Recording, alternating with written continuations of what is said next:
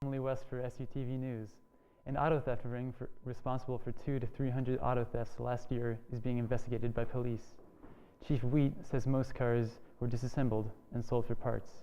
The investigation has been expanded into surrounding counties.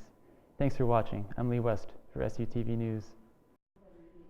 Good evening. I'm Louis DeSanto with SUTV News. A $150,000 house burned to the ground this morning in the Woodland Lake subdivision. No one was in the house at the time, but newspaper photographer Don Curlinger was injured by falling timbers. Curlinger is now in the local hospital with minor burns and bruises. Thanks for tuning in. I'm Louis DeSanto with SUTV News. This is Kira Miller for SUTV News. Police Chief Clayton Wheat talked at a press conference this morning about the department's continuing investigation into an auto theft ring. It has been responsible for more than 200 thefts in the last year. The investigation has expanded to surrounding counties. This is Kira Miller supporting for SUTV News. Ashley Pope with SUTV News. This morning, a house burned down on Rupert Street, taking over an hour to tame the flames. This house valued at over $150,000. No residents were in the house during the fire. A photographer, Don Curlinger, was injured on the scene. He is at a local hospital with minor injuries. I'm Ashley Pope with SUTV News. This is Ashley Sterner with SUTV News. At this morning's conference, Police Chief Clayton Wheat spoke about the continuing investigation into an auto theft ring responsible for 200 to 300 thefts in the last year. The investigation has expanded into surrounding counties. Viewers are encouraged to take caution. I'm Ashley Sterner. Thank you for watching SUTV News. Hello, Jimmy Voutsainis here with SUTV News. A house burned down in the Woodland Lake subdivision this morning. No one was home during the fire, but local newspaper photographer Don Curlinger was hurt while taking pictures. Curlinger is at a local hospital with minor burns and bruises. For SUTV News, I'm Jimmy Voutsainis. Thanks for watching. This is Evan Jones for SUTV News. A house has burned down to the ground this morning in the Woodland Lake subdivision. No one was home at the time the fire, while flames were fought for over an hour. Photographer Don Curlinger was injured while taking pictures for a local paper.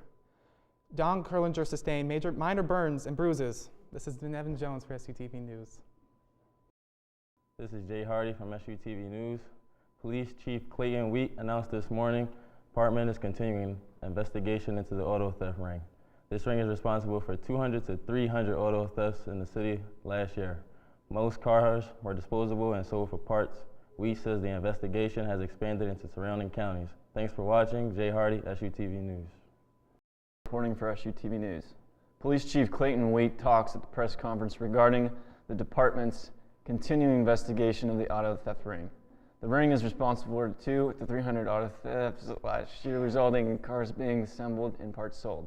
This is Patrick Campbell for SUTV News. Good evening, I'm Katrina Peters from SUTV News. Vice President of First Trust Bank, George Mason's house caught fire this morning while no one was home. 3 fire engines fought the fire for over an hour while photographer for a local paper, Don Curlinger, was injured at the scene. Curlinger sustained minor bruises and burns. This has been Katrina Peters with SUTV News.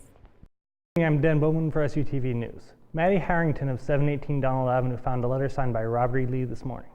Miss Harrington found the letter when going through a trunk in her attic. The letter is addressed to her great-grandfather and is dated August 17, 1863.